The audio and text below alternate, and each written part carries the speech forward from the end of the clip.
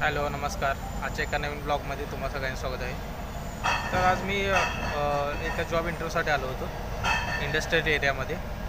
एक कॉन्ट्रॅक्टर होते, त्यांनी सांगितलं होतं की इथे येऊन भेटा. मग मी आलो होतो इथे. तर MIDCचा एरिया कसा असतो ते दाखवतो.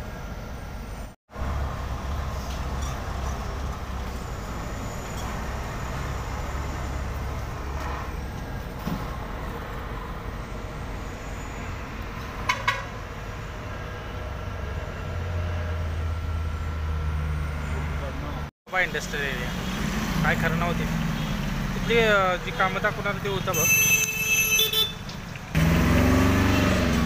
तिथं जो कामं दाखवणारा होता की नाही, म्हणजे ते काम कसं आहे, कसं करायचं, काय करायचं. तो मी म्हटलं काय शिक्षण झाले, तर मी म्हटलं BA झाले.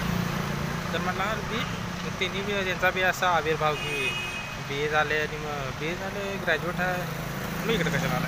मग त्यांनी काय म्हणून दाखवलं नाही, मग त्यांची चेहऱ्याची एक्सप्रेशनवरून कळालं तसं.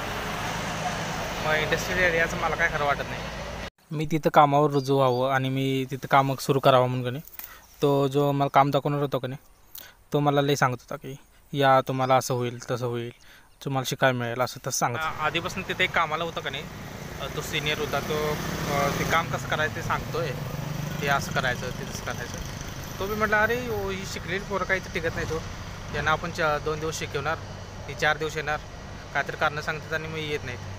त्यामुळं आम्ही जरा विचार करतो शिकलेली पोरं घ्यायला. त्यामुळे बघा तुम्ही काय म्हणता आणि कळवा म्हणते. काय करायचं, कुठला जॉब करायचं काय समजणं झालं.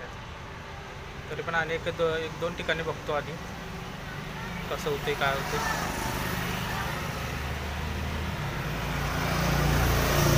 ते गाडीवर माणसं चालेल माझ्याकडे बघत चालेल. मी काय कॅमेऱ्यात बोलायला लागलो एकसारखं.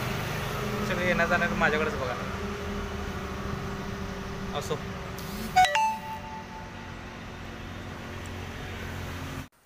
हा CNC ऑपरेटरचा एक जॉब बघितला होता, त्याचा एक व्हिडिओ छोटीशी क्लिप.